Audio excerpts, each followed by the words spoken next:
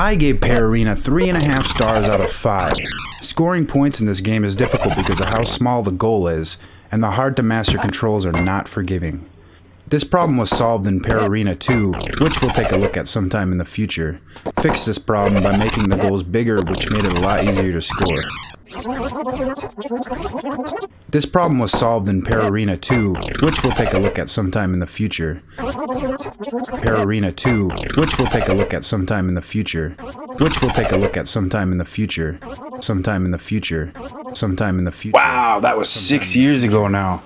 Well, let's make good on this and check out Pararena 2. Man, I love Pararena. It's a tough game, but I used to play it a lot.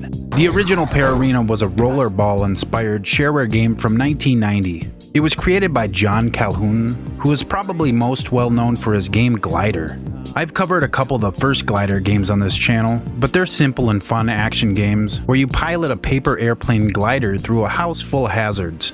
John's shareware game Glider was pretty successful for him, and after being inspired by the various game developer success stories he read about in Stephen Levy's 1984 book, Hackers, Heroes of the Computer Revolution, he decided to seek out a publisher for his games and ended up making a deal with Casady Greene, a former well-known Mac Games publisher.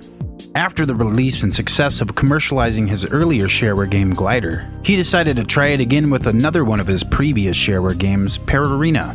What we got out of this was Pararena 2.0, a perfected version of the original shareware Pararena, but with the extra love and detail that you get with a boxed commercial game.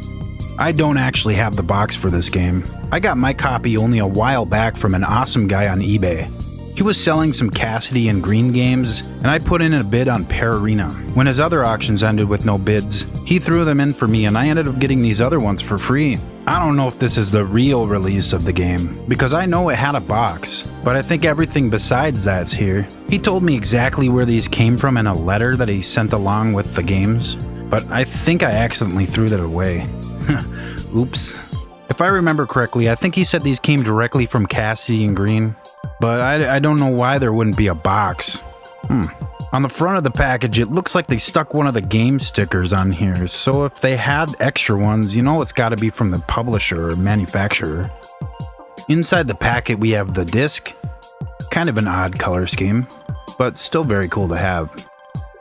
A Casady Greene registration card, and a quick start manual, which tells you not to copy that floppy, and gives some installation steps that are pretty much trivial. Insert the Pararena 2.0 disc in your disk drive.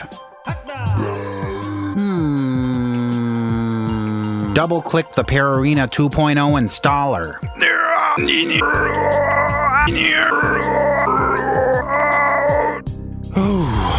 There we go. Follow the on-screen instructions in the installer. And the manual also gives some really very basic explanations of the game. When you get the ball, throw it into your goal for a point. Okay. And if your opponent got the ball, try to prevent them from scoring a goal. Okay. It's cool to have a manual, but in my opinion, the real manual that has all the instructions and real information is in-game under the help menu.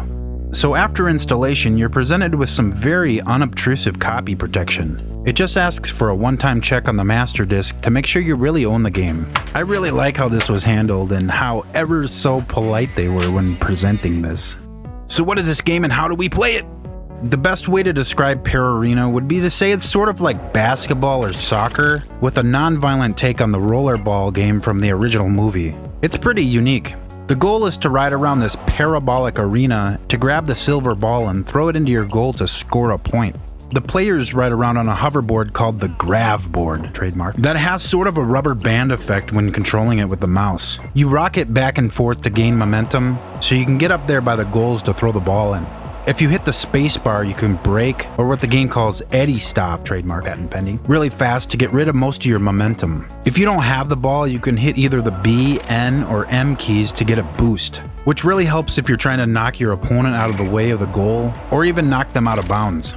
Let's talk briefly about the rules of the game, because honestly, the game plays pretty fast, and other than going out of bounds, I find myself hardly ever breaking any of the rules. Fouls. If you get 3 fouls, the other player gets a point. You can get a foul if you were the last person to touch the ball before it goes out of bounds or out of the arena. This includes if you have the ball and accidentally go out of bounds. You can also get a foul for excessively holding the ball, which the time limit is 20 seconds. You can see the timer tick away down here. This is all together too, so if you've had the ball too long, the timer won't reset until the other player picks up the ball. Scoring. To score, you've got to throw the ball into your goal to earn a point. There are 2 types of main game modes here, the standard game mode and tournament game. With the standard game, the first player to reach 11 points and exceed the opponent's score by 2 points wins. The game will end early if you exceed your opponent's score by 5 points. Now in a tournament game, the bar is set a little higher to win, with 17 points and 3 exceeding your opponent, or otherwise exceeding your opponent's score by 7 points. Sounds kinda complicated, but you get the hang of it. Opponents. Like I just mentioned, there are 2 types of main game modes, not counting the practice modes, which are basically just to feel the game out a bit before you jump into a real game. I haven't really ever played the tournament mode, so I don't really know much about it, other than that there are 5 trophies you can win, depending on how many of the opponents you beat in the tournament. To play the tournament though, your skill level has to be set to the professional league. What are the leagues? Basically, leagues are the skill levels, with Little League being the easiest and Professional being the hardest. The leagues don't actually make the enemies tougher though, the only thing they do is adjust the width of your goal. The easiest being the widest goal and the hardest being the narrowest. I'm not really great at this game, but I have a lot of fun playing it, so I usually just stick with Little League on the standard game.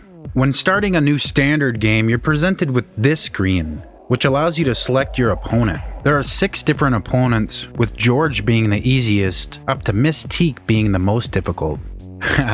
Look at Mr. Ease. Something's not right with him. Mr. Diseased. On this screen, you're able to set up the game to either play against the computer, set up a game where the computer plays against the computer, or even play against someone on another Mac over the network. This is a cool feature to be able to play over the network at 60 frames per second too.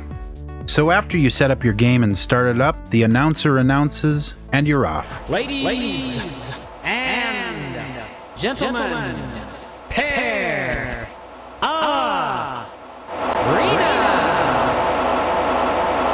And that's pretty much all there is to this game. I really like the artwork in this game. Actually, I really like most all of John Calhoun's artwork.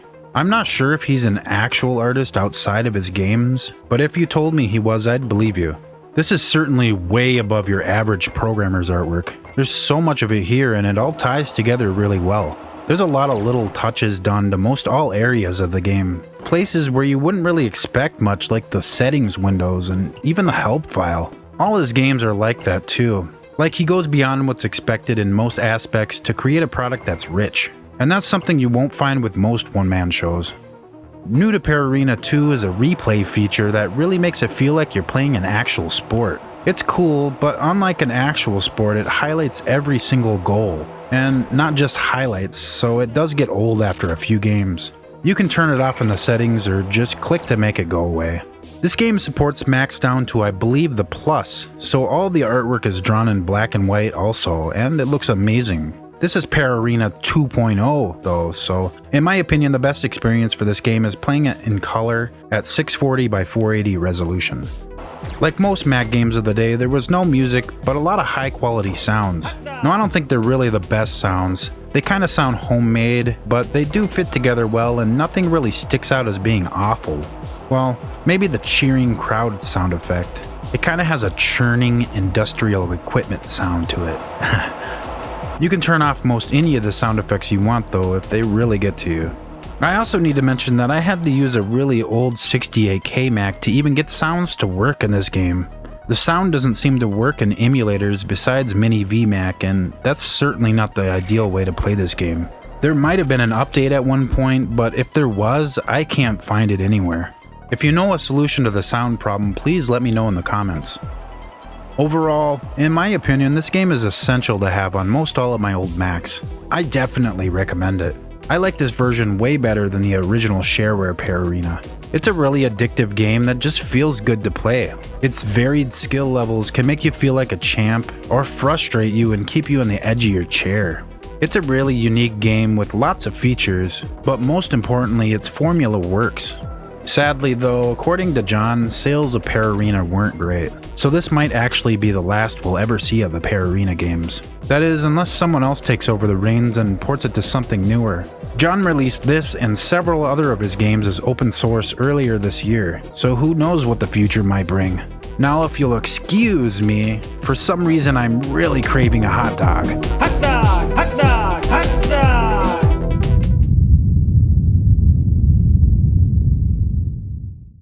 If you enjoyed this video, I'd really appreciate it if you'd hit the like button. My videos are about some pretty obscure stuff, and it'll help to be seen by more people. Also, are you on Reddit? If you're on Reddit, you gotta check out my new subreddit, r/Classic Mac Gaming. Here I post GIFs or GIFs, interesting magazine ads of old Mac games, videos, and a bunch of other interesting stuff. You can submit stuff too if you'd like. I usually post stuff here at least once a day, so go check it out and subscribe to it. You can also follow me on Twitter and Facebook to quickly find out when I post up a new video. I'm going to be expanding on the types of gaming videos I do here soon, so you're not going to want to miss this. Follow me. Follow me. Follow me. Please. Follow me. I love you. All right. Thank you. Bye.